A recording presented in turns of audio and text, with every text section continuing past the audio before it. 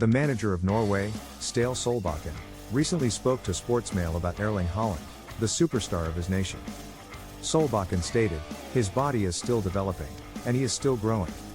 You can notice a slight difference between him now and when you last saw him a year ago. This matters greatly to him." The end product of that is serious numbers. Haaland heads back to Germany on Wednesday. With 26 Premier League goals and 5 in the Champions League for Manchester City. Alfie, his father, has remarked that the striker is more professional than ever, according to sources at Dortmund. He has long been fully committed to developing both his physical and intellectual abilities. Getting enough sleep is a good place to start. Haaland is utterly fixated on the benefits of sound sleep for productivity, stating that it's possibly the most significant thing in life. He has thus put effort into making routines perfect. Before going to sleep, he puts on blue light, orange-tinted glasses, because they absorb much of the high energy emitted by digital screens and natural light.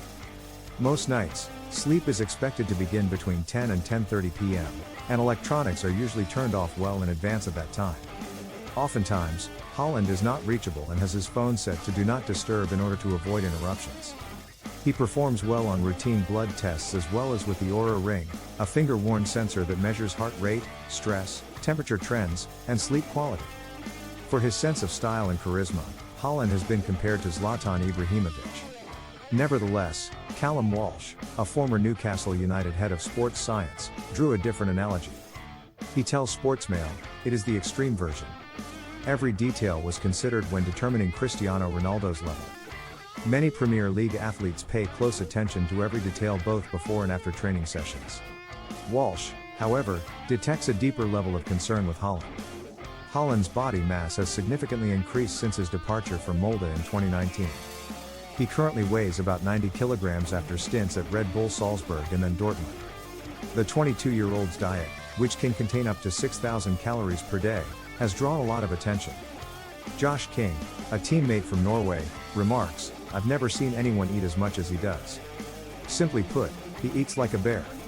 Moreover, there is a cultural explanation for it. A high-protein diet is encouraged in Brine, a small farming community where Haaland grew up. Haaland enjoys heart and liver and sees significant benefits in eating the mineral-rich offal of properly grazed cows. The most crucial thing, he claimed, is to eat well-prepared, locally sourced food. The meat you get at McDonald's or the nearby cow munching on grass, according to some, is bad for you. Dietitians believe that offal is easily digestible and provides more nutritional value when consumed in moderation. On a match day, players are advised against eating red meat.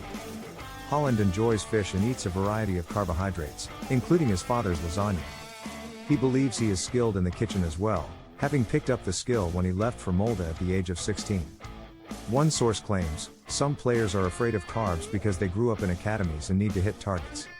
Let's eliminate the rice and pasta." However, that is what you run on. With a diverse menu, Haaland doesn't seem to have that issue. On his first day, he told the chefs at City's practice facility, "You should be my favorite people here." He will treat himself to a kebab pizza or Chinese food when visiting family back home. However, they are unusual. Haaland has undoubtedly dined at the Catalan Eatery Taste and the Italian restaurant San Carlo in Manchester, which are required stops for any professional footballer. His workload has been tried to be managed by City, which is aware of his concerning injury history at Dortmund. This is also the reason he is regularly removed after 45 to 70 minutes. Guardiola has given credit to City's medical staff as well as sports therapist Mario Profundi for figuring out how to improve the player's availability following adductor issues he experienced at Dortmund. To keep Profundi on a schedule, he even enlisted in Haaland's international service. Given that Norway did not advance to the World Cup, Haaland was also scheduled to receive a 2-week break during that time. You must monitor your soft tissue injuries as soon as they appear. They don't just disappear, says Walsh. Clearly, something went on in the background.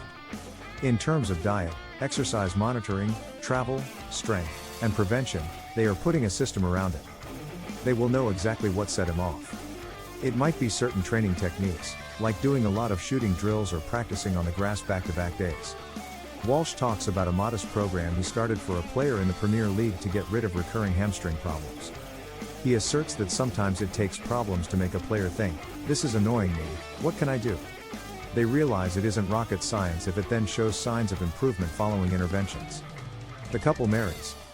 Most players are between 70 and 80 kilograms and 5 feet 10 to 6 feet 2 in tall, the author noted. Then there are the outliers, such as Haaland. They require new energy sources. Each of them has peculiarities in their profiles. Some of these men are as fast as racehorses. Solbakken describes Haaland as a racehorse, which is an intriguing term when one considers Haaland's work in the gym. He is cautious not to bulk up excessively, as this could be bad for a striker, who must continue to be lean in order to hold the title of City's fastest player. He said, tongue-in-cheek, how perfect he will be depends on how he behaves in Marbella. He owns a home there. He'll play golf, hopefully without overindulging in food and drink. He should be able to tackle the second half of a season after a few more peaceful nights.